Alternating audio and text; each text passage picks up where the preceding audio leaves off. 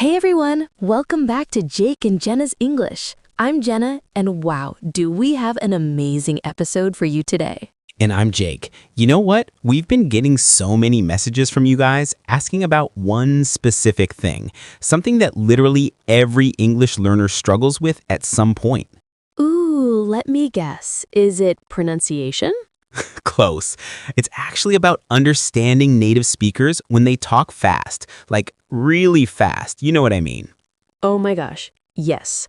I remember when I was learning Spanish, I'd be like, wait, can you repeat that? And they'd repeat it at the exact same speed. Exactly. So today, we're breaking down the secrets of fast English. And trust me, by the end of this episode, you're going to feel so much more confident.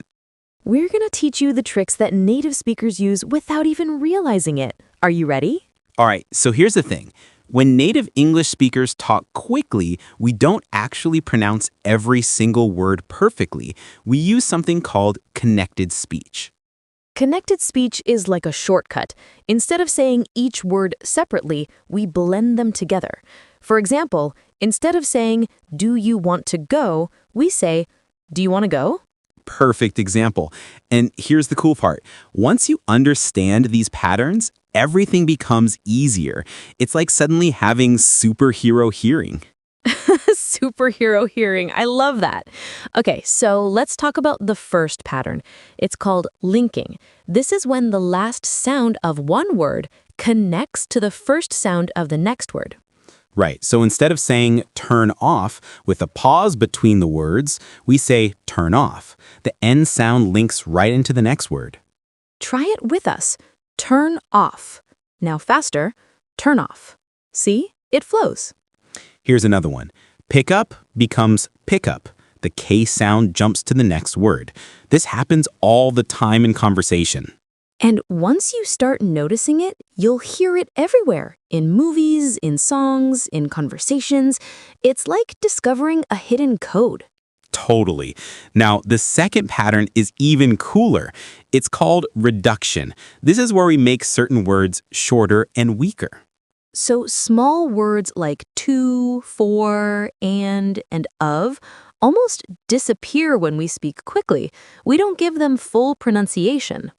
Instead of saying, I want to go, we say, I want to go. Instead of cup of coffee, we say cup of coffee. And going to becomes gonna, got to becomes gotta. These are super common. The key is that these little words aren't important for meaning, so we reduce them. Your brain focuses on the main words like the nouns and verbs. And don't worry, you don't have to speak like this yourself if you don't want to, but understanding it will help you so much when listening. All right, pattern number 3. This one's called elision. Basically, we drop sounds that are difficult to pronounce when we're speaking fast. Like the word chocolate. We don't say chocolate with 3 syllables, we say chocolate, or even chocolate, 2 syllables. Or comfortable. Nobody says comfortable. We say comfortable or comfortable. And interesting becomes interesting. That first E just vanishes. So if you're trying to say these words the proper way and native speakers aren't understanding you, try dropping some sounds. It might feel weird at first, but it actually makes you easier to understand. Okay, now here's where it gets really practical. Let's talk about common phrases you hear every single day and how they actually sound in real conversation. What are you doing becomes what you doing. I don't know becomes I don't know. Let me becomes lemme. Give me becomes gimme. Did you becomes didja. And my favorite, what do you becomes whaddya. These are gold. If you can recognize these phrases, you'll understand probably 50% more of what people say. Here's what we recommend. Pick your favorite TV show or podcast and listen to a short section, maybe 2 minutes. Listen specifically for these patterns. Write down what you hear, not what the subtitles say. Write down gonna if that's what you hear, not going to. This trains your ear. And then practice saying those phrases yourself. Stand in front of a mirror and try to copy the rhythm and flow. Don't worry about being perfect. Remember, the goal isn't to speak exactly like a native speaker. The goal is to understand them and to communicate clearly. Your accent is part of who you are. It's beautiful. This is just about giving you more tools to understand fast English. You know what's amazing? Every person listening to this right now is on an incredible journey. Learning a language is hard work. It really is. But you're doing it. You're here. You're learning. You're improving every single day. That's awesome. So let's recap quickly.